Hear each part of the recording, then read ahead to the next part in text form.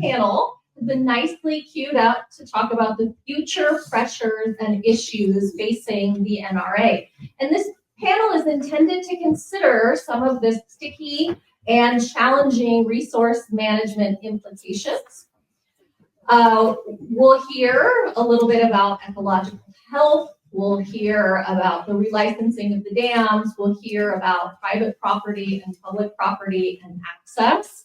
We'll also hear about tribal expertise. And we'll hear that from our panelists that have decades combined of expertise and experience in Hells Canyon and on various aspects of the management of the NRA and the running of this important protected area. So the panelists have their bios in the program, and you can read all about them in the program.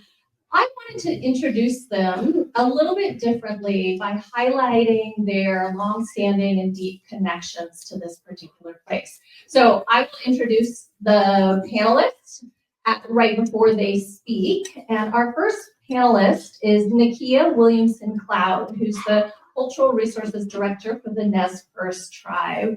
And his first experience in the canyon wasn't as much of an experience as part of an ancestral connection and the oldest sort of DNA experience of being in the canyon. And so he'll share with us not just about his own physical presence in the canyon, but in the importance of the place and its significance to the Nez Perce tribe. Thank you, Nakia, for joining us.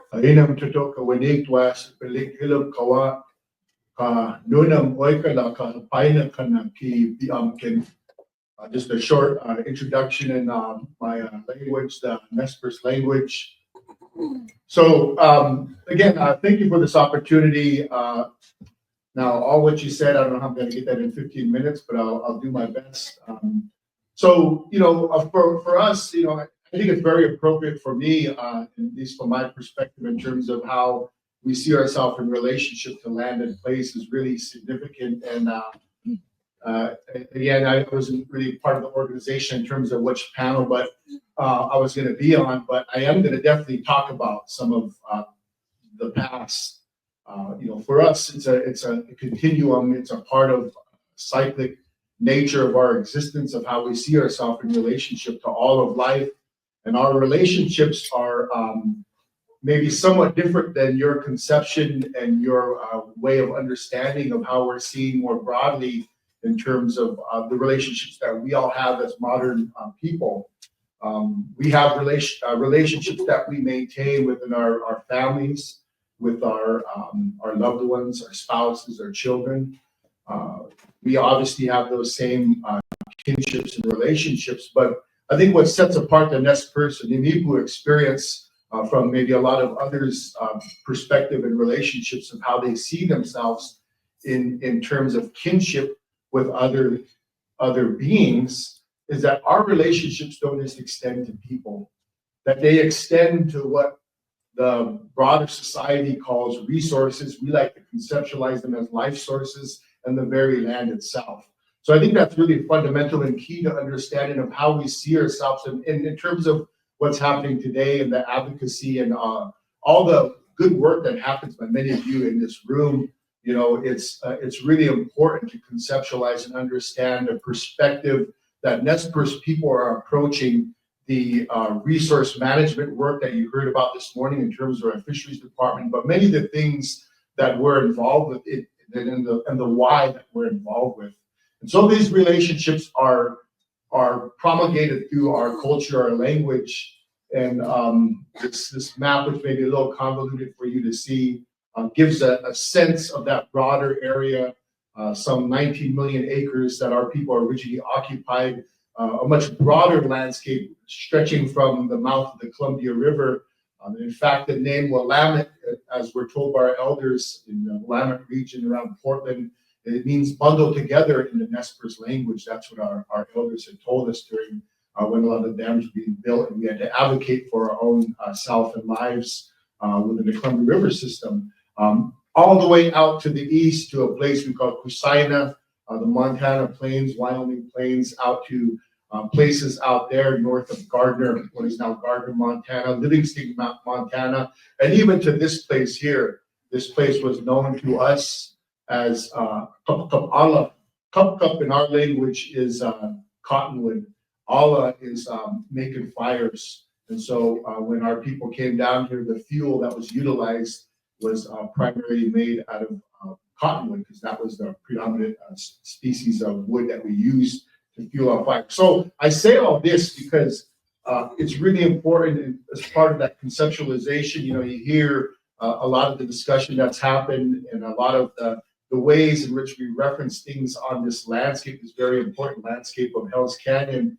And it usually corresponds to, for instance, where I live, the Lewis and Clark Valley, to Meriwether Lewis, William Clark, some explorers. That was just a small portion of time that came through in relationship to our broad experience, 10,000, 16,000, tens of thousands of years on the landscape, but yet all these things are named after prominent historic individuals. And I think it's really important to note that our place names are not talking about people.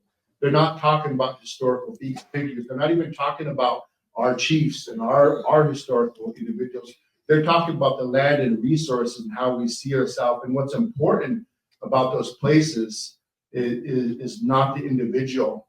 It's what is there, the life sources, the resources, the land, the geography. That's what is important, because our lives as individuals are very insignificant to that broader understanding and that relationship that stretches for millennium for our people. And so, as we've heard, the actual administrative boundaries that have been drawn upon the landscape through the treaty making process, as we understand the 1855 treaty, which is represented here by the red, and the broader blue is, referencing that occupied where the Nez Perce village sites all existed up and down the Columbia River to the mouth of the Snake River, up into the Hell's Canyon area, and some of our camps that we had further out into the east and to the plains. And of course, the current 1863 reservation boundaries of the Nez Perce people. And so for us, this landscape that we're speaking of is very significant to the life and to the ways of our people.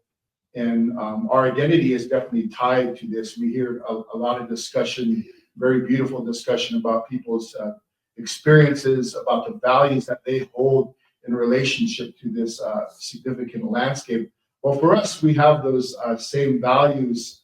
But again, as I kind of set the stage for what I'm speaking of directly, is that those values also are a part of that kinship and relationship that we try to maintain with this landscape, with all landscapes that are significant to our people through the treaty making process, as well as the advocacy that happened since then. The many court cases that have happened was a part of that advocacy. And it's really interesting to think about and to understand. We hear all of the, I think for us, any federal legislation, federal laws and regulations that help us achieve these things and advocate for this life and identity of our people, and that relationship that I'm speaking of is really important to us. But you'll notice in those discussions, there's never a mention of the Nez Perce people. There's never a mention of indigenous people.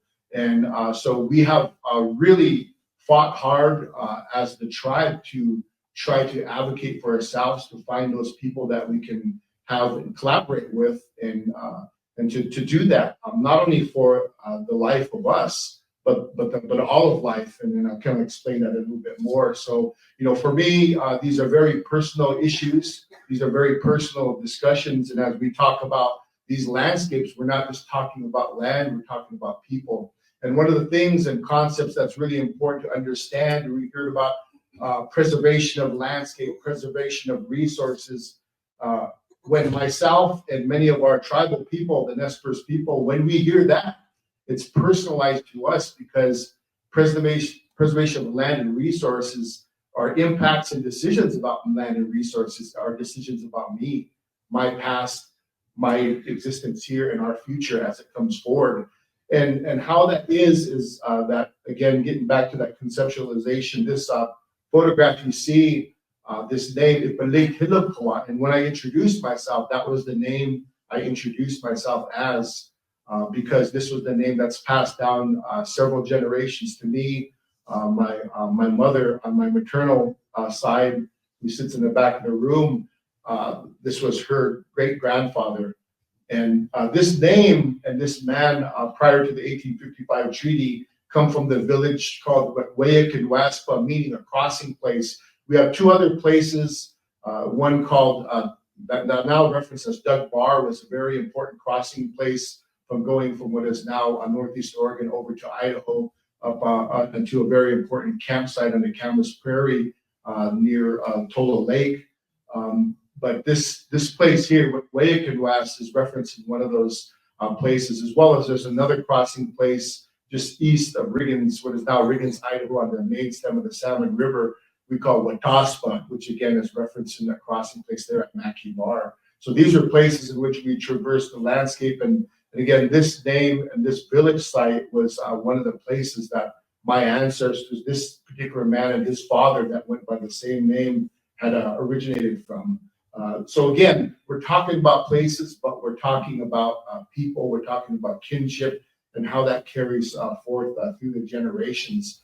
And specifically talking about the Hells Canyon, in our language, I think I heard one of the individuals prior to reference our name, Sakanma. That's the name for that the Nez Perce people have for the deepest part of Hells Canyon. And again, some of the perspectives about how deep that canyon is. In our language, sakas means a shade or a shadow. And so that place is referencing the shadowy place, the place that's perpetually in the shade.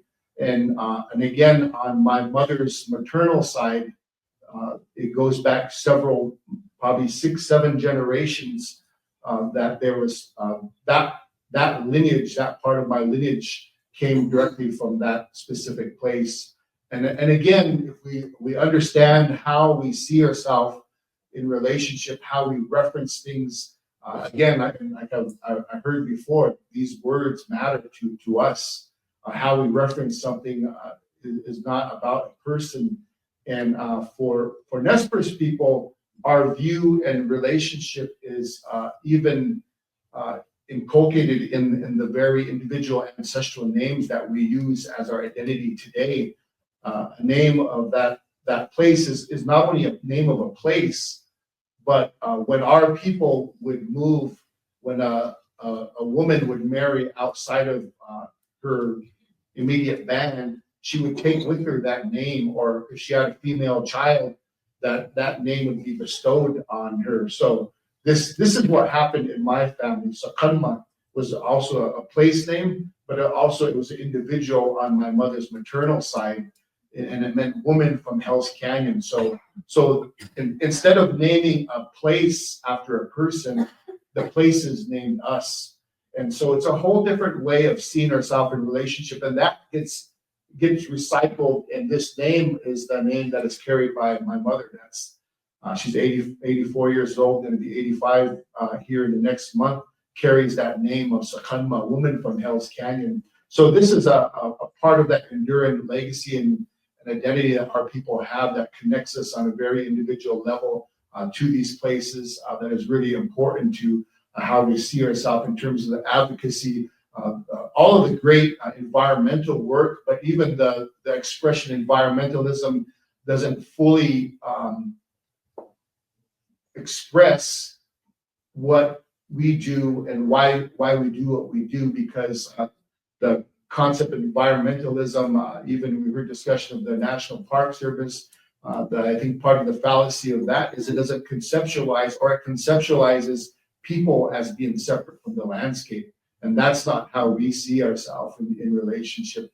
We see ourselves in relationship with the landscape, in relationship with resources, and you can't separate the two.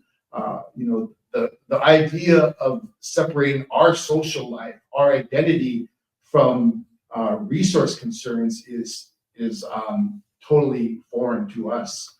Our life and our social well-being, our health, well-being and resource concerns are one and the same. And for us, that's a very basic understanding and concept that we have that we think doesn't just apply to us; it applies to everybody. And so within that advocacy, long history of advocacy, the 1855 treaty that was mentioned, many of those things, that we now have to speak in the language that folks in positions of power, resource managers, the U.S. federal government, that we have to speak of these in terms of rights that were put to paper within the 1855 treaty, Article 3 of the 1855 treaty, where 58 Nez Perce chiefs signed that sacred document to preserve that life, but also preserve the peace at that particular time. And that life was a way in which our people advocated, and we have to speak in this language that's foreign to us about the thing called rights. But really, that document, even though we have to uphold it within the court of law, as these are our rights as written in this formal contract that's also memorialized in the U.S. Constitution. A lot of people don't understand that under the supremacy clause. That so if you're a big supporter of the U.S. Constitution, you're by virtue big supporters of our treaty because it's in the U.S. Constitution and referenced explicitly in the treaty. But that was not a way just to advocate for our rights, but more importantly, through our culture, our identity, and way of life, it was talking about our responsibilities. And I think that's what we're really here to talk about, and that the responsibilities that we all share as people that use these places, these very important sacred places. These are still places that are important to us, that are part of the enduring identity and the advocacy that happens. And oftentimes it is true that we are at odds with different, organizations or different other resource users that are sometimes put at danger the things that we hold dear. But we also can find ways and common ground to move forward. And if any of you that have been able to work with the Nez Perce tribe knows that we try to make good partners with people that are advocating and doing their work in regards, even though we may be at odds at the broader, sort of standpoint that your organization may be. We can find that common ground and we can find that connection. See some of my good friends over at the table, Vaughn and Allison with the Idaho Power. Idaho Power, we've been at contention with those for a lot of different issues in terms of the relicensing, the impact to resources that are important to our identity as Nez Perce people. But I consider Vaughn, Allison, and people at Idaho Power my friends and collaborators. And so there is that ability for us to step outside of that, and that this relationship that we're trying to protect is based on that kinship and relationship we have with the land, with the resources, but also that relationship we can extend to you in this room, to people that are administrating and making decisions on this landscape. The U.S. Forest Service have been collaborating with us for many years. And so that relationship that we're trying to preserve is connected to you all and everyone within this room, outside of the room, that is involved in this work. Of course, there are many challenges, for us, and I think we all know what many of those challenges are. These are the same challenges we have, been facing for generations and generations as Nez Perce people. And through, I think, that really ability for us to engage and to be those willing partners and to collaborate and to find ways, within the various land management agencies that have the management authority over these places. I would just again remind you that the management of these resources is the management of us, and the life that we're talking about, the life of species that are important to us, the Natok, the Chinook salmon, the many species of anadromous fish, other four-legged species that are part of all of our lives. I think there really needs to be an understanding of what we're advocating for. That when the salmon issue is not an issue, it's not a resource issue. For us, it's an issue of our identity, our culture that persists and has persisted on this landscape for millennium. And what we are advocating for is the basic fundamental elements that provides for all life, the life of the salmon, the life of Nesper's people, but also your life too. So the advocacy goes beyond and recognizes and engages all of humanity, all of life on this land. And so that future is very important. It's an integral for us to be able to find that common ground and work together as a community, as a region, and as a nation as we move forward. So I guess I'll leave it at that. And again, thank you for this opportunity to engage in this discussion, and also thank the organizers for putting us after lunch, because that's usually when people are kind of nodding off. Again, thank you very much. Kansi out to everyone here. Thank you.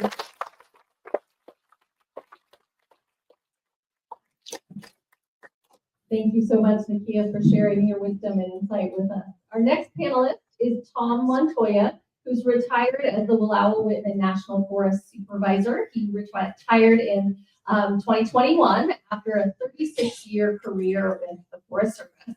And Tom first traveled to Hell's Canyon from Western Oregon 30 years ago as part of a family camping trip.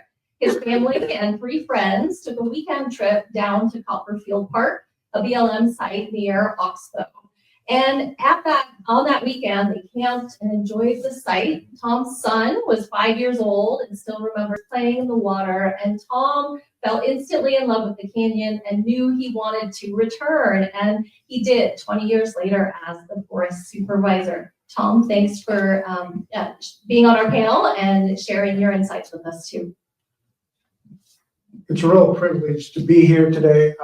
As a retiree from the Forest Service, I'll preface my discussion as I'm able to speak freely because I'm not tied by somebody in DC. So what you're going to hear today is that untethered discussion that I think you all want to hear, right? So I'm going to start my slides. It's really titled "A View into the Future While Looking into the Past," and I really could have started this slide starting with 1905, which is when the Forest Service was created and reserves were designated at that time. And really that first, I would say, 50, 60 years of the Forest Service was really commodity driven.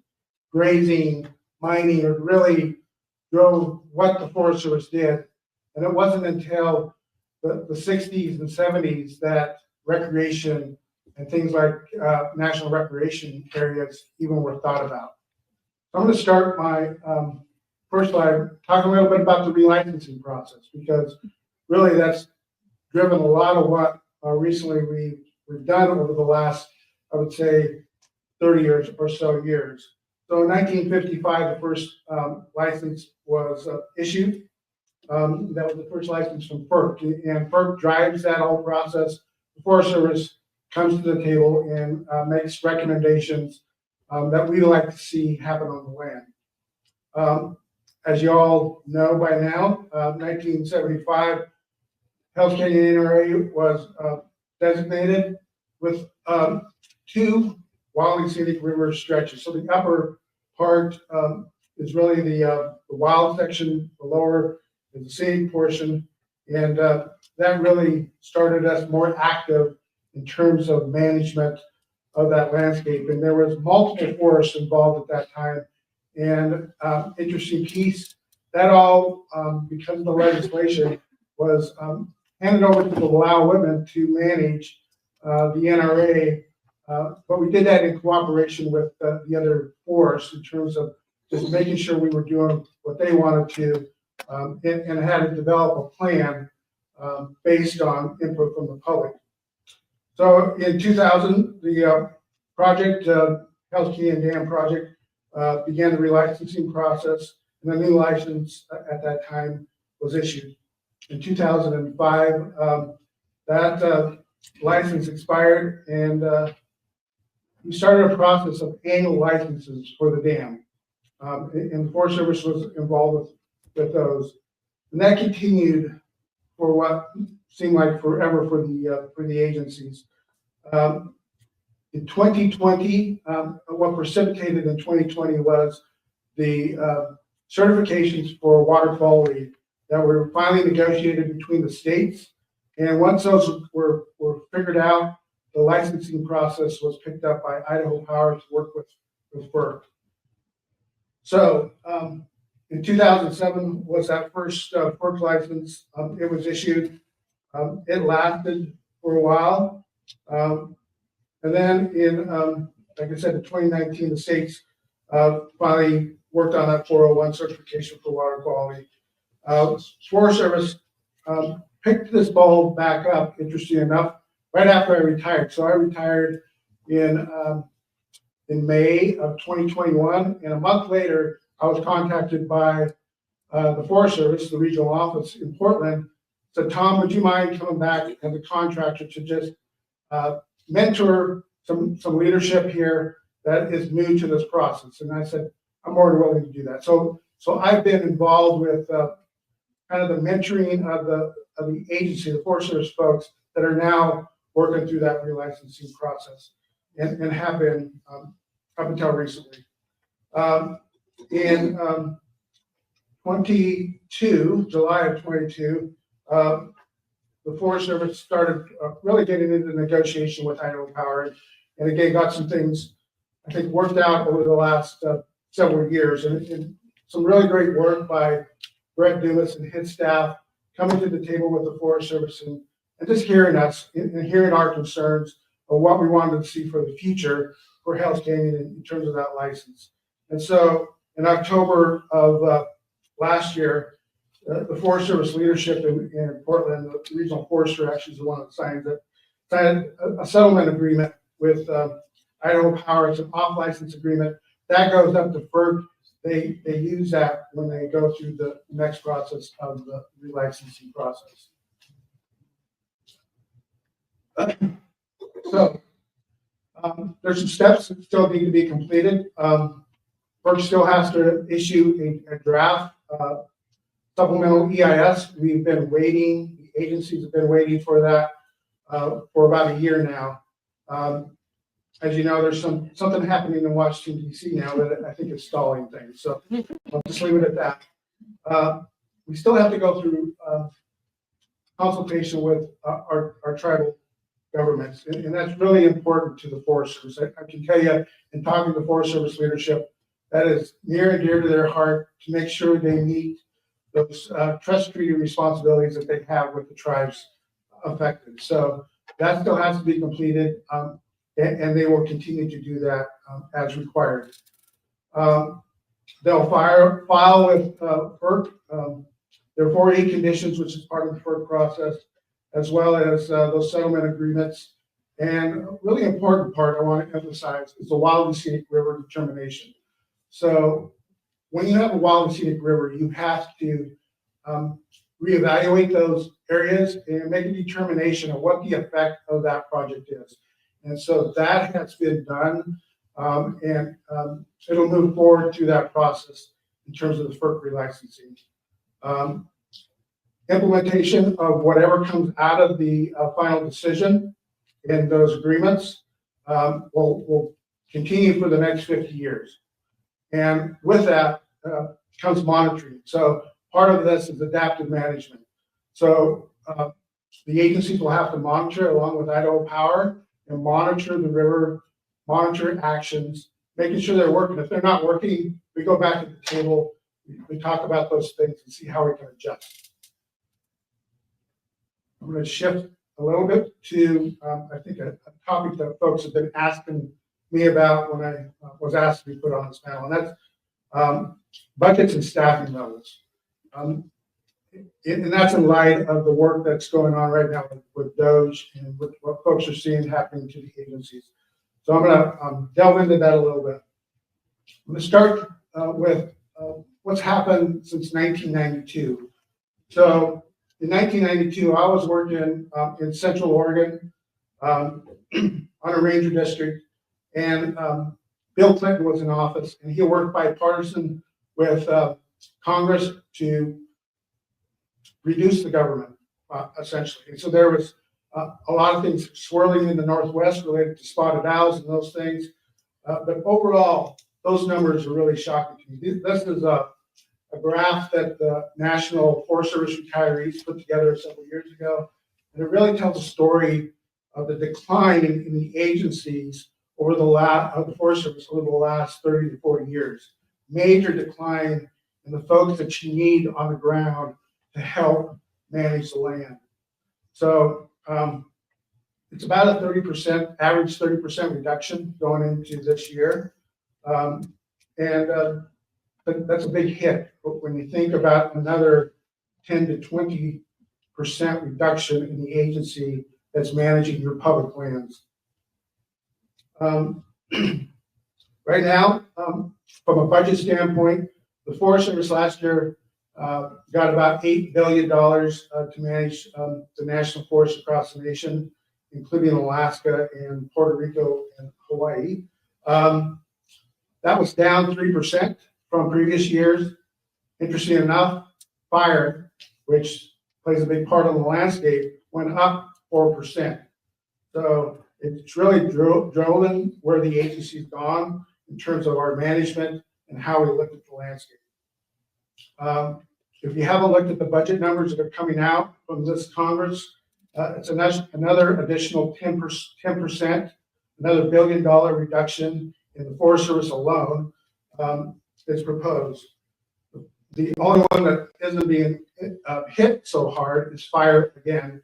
It's going up, and it also has not been hit by the effects from Doge. So if you haven't seen some of those things, probationary employees have been released. I think that's my next slide here. Probationary employees are really those employees that are new to their position. And sometimes we think, well, they just started with the Forest Service. Absolutely not. If you take a promotion into a new position, you're subject to probation. And I have personal friends who have worked for the agency for 10 to 15 years and were probationary. Some of those folks, by the way, have left the agency. They said, no more. We're tired of this work by Doge and disrespecting our skills that we provide to the agency. And it's really sad for me as a previous forest supervisor and a Forest Service employee to see that happen. Over the last several years, and I'll say 3 years, the agency really shifted from having a temporary workforce to more of a permanent workforce. So a lot of employees were converted from temporaries to permanent positions. We went from about 7,000 temporaries to about 3,000 temporaries nationally, and that was to deal with fuels reductions, again, related to fire, to try to deal with some of that. Again, once you make those folks converted over to permanent, they're probationary, so they are subject to all those layoffs that you're now seeing. Through Doge, there's about nationwide, the number I've been given is about 3,400 probationary employees.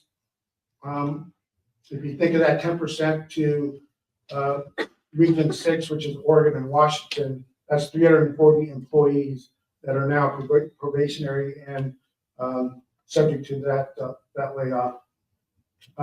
Again, those past reductions come into play in how that's going to affect the future in terms of being able to drive local decisions and local work. So I want to talk now. So I get this to change.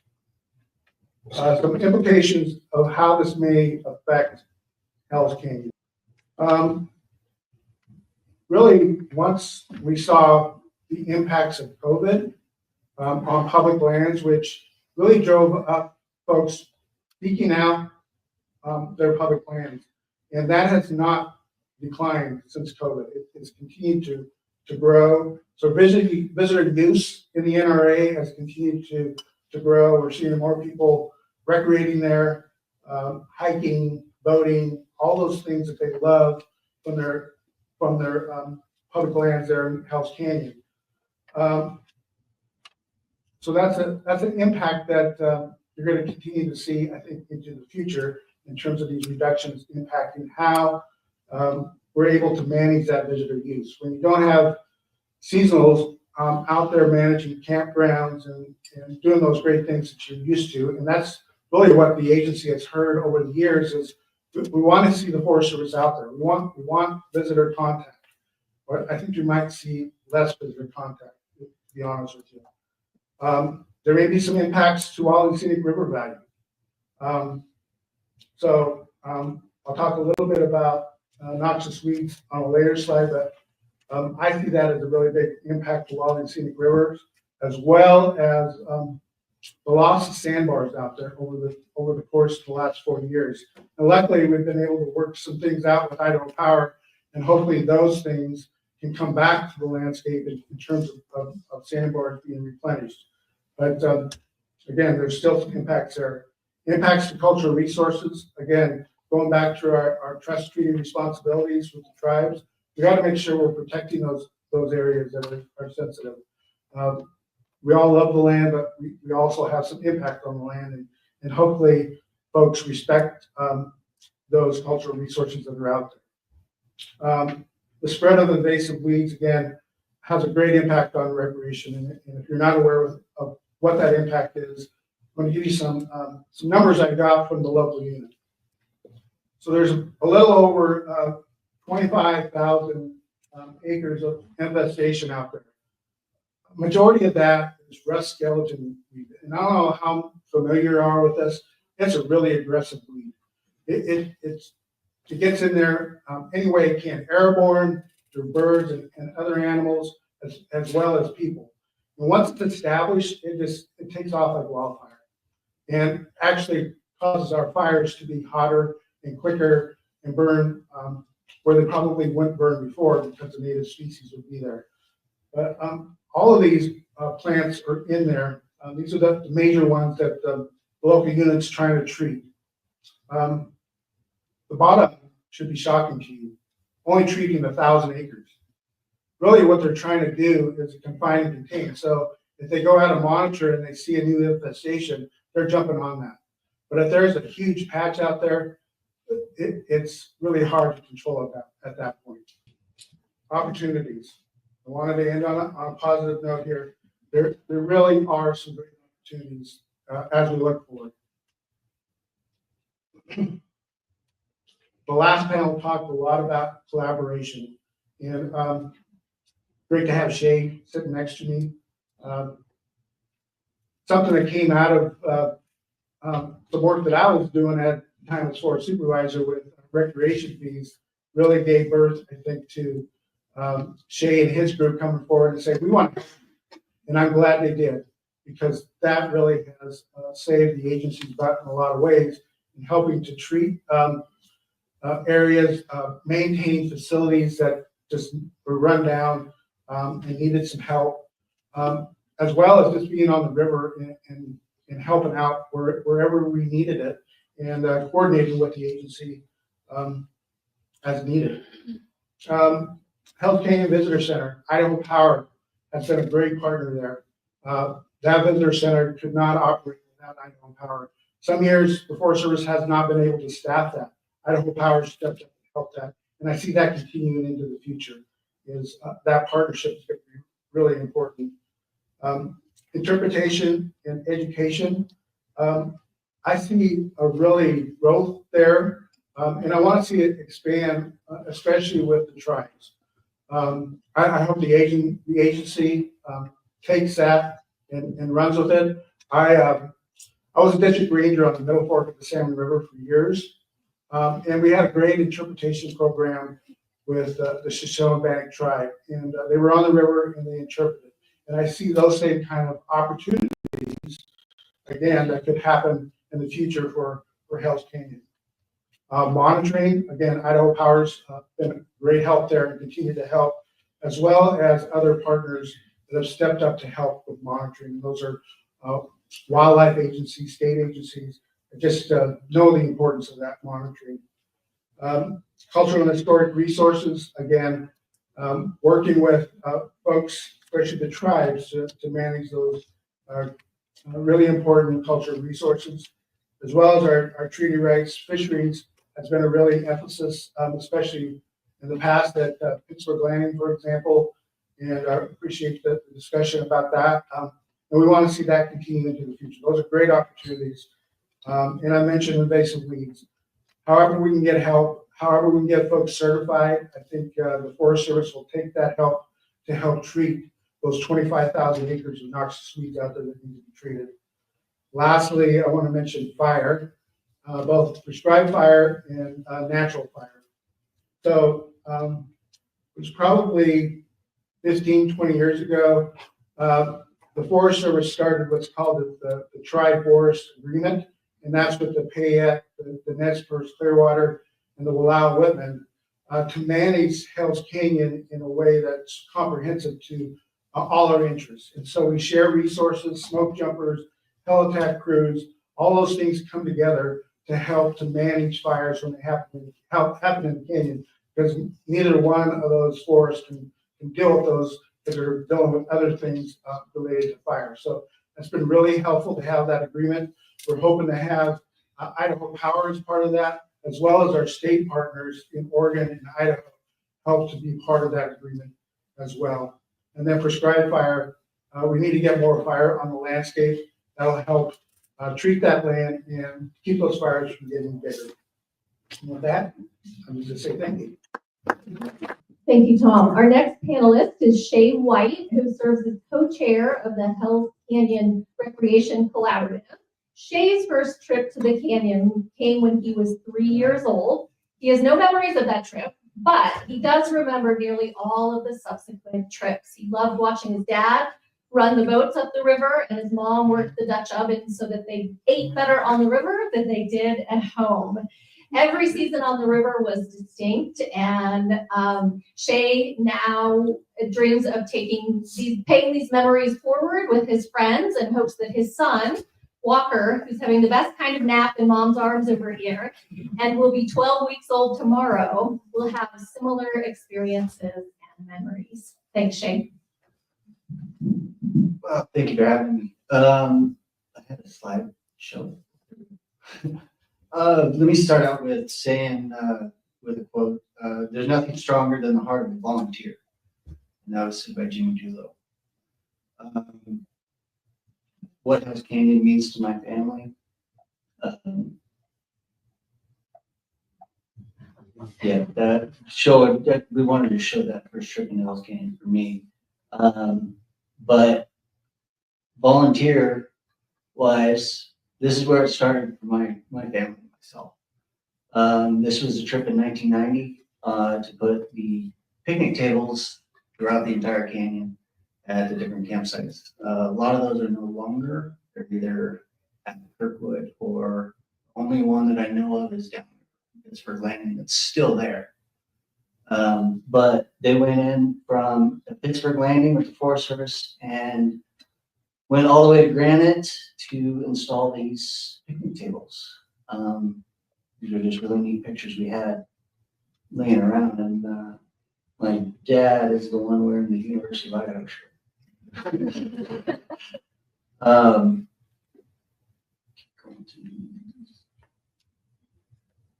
So this is just kind of what Hell's Canyon means to me and what I want to see in the future of Hell's Canyon. One of the reasons why I do what I do is for the future.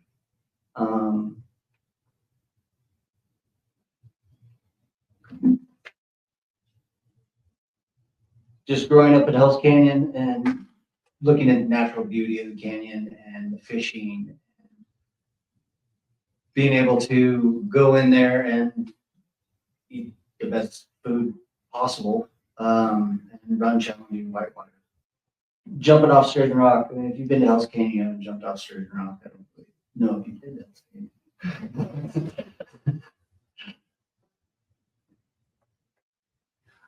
This is one of my favorite signs, was one of my favorite signs in the canyon. Growing up, I actually went to Chief Joseph Elementary in Meridian, and we were able to donate a picture of this sign to the elementary school, and it still hangs today. Sorry. Learning how to run the river safely with my dad was one of the greatest things I could ever imagine doing, and it it taught me a lot about respecting the river and being very careful on the river, making sure, everybody enjoys their time. One of the things that Collaborative did is a river etiquette video. I know a lot of people aren't very happy sometimes when a boat goes up the river and they get waked. That's stuff that we want to try and mitigate, not have as much happen. Very, very cautious about it, but the etiquette video was sponsored by Parks and Rec through a grant, and that's really gone a long ways, especially on Rec.com. Fishing in the canyon and getting to be that close to bighorn sheep is kind of cool. They just walked in on us at camp while we were cooking food.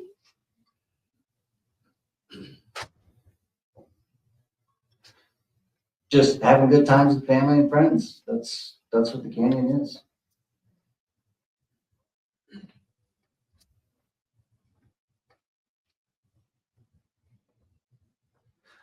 Second and third generation. So in this picture, there's two of us older people that are the second generation, and then that's a third generation right there that we're now taking in after a hiatus of not going in together as friends.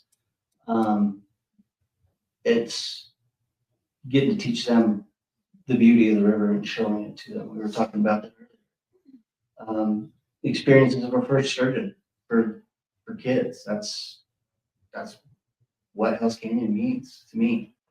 All right, that brings us to HCRC. So Hell's Canyon Recreation Collaborative was brought forth due to the dislike of a fee proposal in Hell's Canyon for $5 to $10 per person per day, kind of like salmon is. We had meetings. Forest Service came down to Boise. We had a meeting here, had a meeting in Riggins, and then the big meeting that happened in Lewiston. That was not. It was not comfortable being in that. It seemed like there was people that wanted to have fistfights. People who recreate are extremely passionate about what they do, and for the Forest Service to come forth with this fee proposal, and don't get me wrong, it was very, very vague on what they were going to do with it. Jake did not do a good job with it. But with that being said, came back, kind of thought about it, sat down with Sandra Mitchell, and kind of tried to devise a plan. What can we do to help the Forest Service and help with their deferred maintenance? And what can we do? So Sandra got on the horn with some of the congressional delegations and came up with a collaborative. The big thing with the collaborative is our first meeting we had. My first words to everyone was, your mode of transportation is left at the door, and if you're not okay with that, there's the door. That has been our motto the entire time. It's for the betterment of everyone and the betterment of the canyon. And it ended up helping the Forest Service extremely. Right here, what you're looking at on that picture was the bathrooms at Pittsburgh Landing. They needed to be redone. They were in very disrepair. So luckily, Idaho Parks and Rec has a very, very good grant program. And as a collaborative, we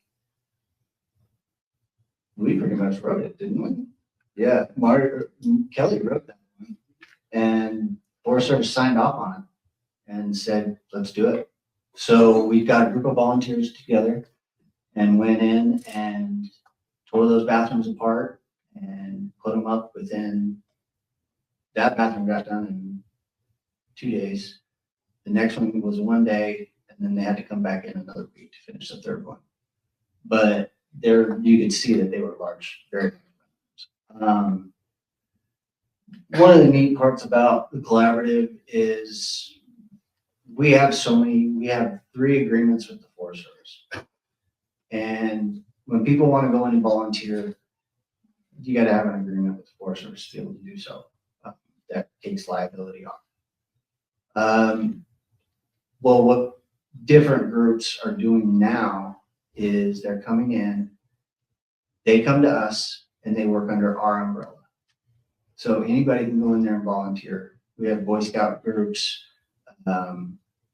hikers from different parts of the country come in and clearing trail. Their youth challenge, wasn't it? Idaho Youth Challenge comes in. They've done trail work for us. So HCRC, when we were established, we wanted to get everybody involved. Anybody that wanted to be a part of it could be a part of it.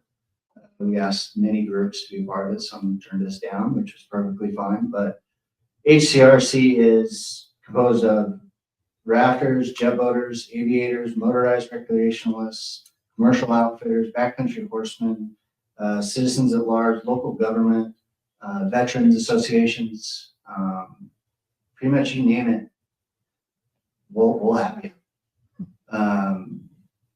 We just want to get a collective group together that there's no conflict. And that is what it's been. There is absolutely zero conflict, and we've had zero conflict.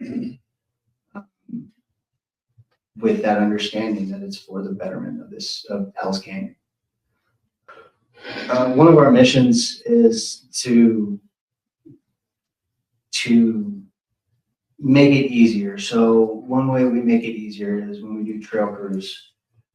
Instead of the trail crew hiking all the way up the river, trying to get as much trail cleared as possible, we're using different modes. So we're using jet boats to take the hikers upriver 30 miles to clear the trail. They walk down, camp, then they're jet boated back out. So 2 user groups that probably usually wouldn't be talking are using each other to get things done in that canyon. I know the entire Idaho side, the trails has been cleared, and the Oregon side has been cleared through blackberry bushes. That's been really nice to get those trails clean. You've seen some of those pictures that Marty sent. I need to show you one of those. It's neat. HCRC supports and promotes multi-use recreation in Hell's Canyon by partnering with the U.S. Forest Service, state and local governments, maintain access and availability for recreation sites by identifying sites in need of maintenance, completing site condition assessments, providing recommendations and coordinating solutions based on the recommendations and site needs. So we'll actually go out with Forest Service or different individuals, do a site assessment, come back, okay, what can we do? We'll go to the Forest Service and say, what can we do? And obviously their hands are tied sometimes. And we can only work within that scope. But we have been able to figure out how to do so,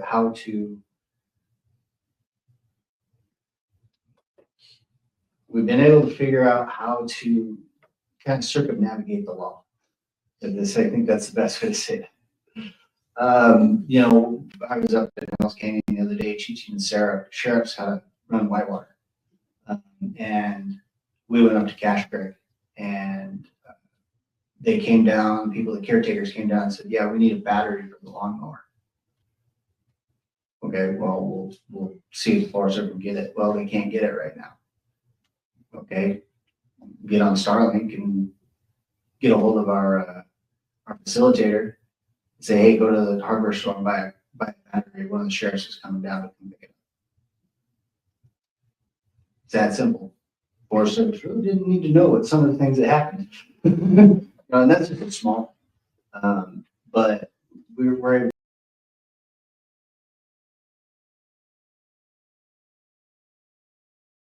to decide what do you want, what do we need done.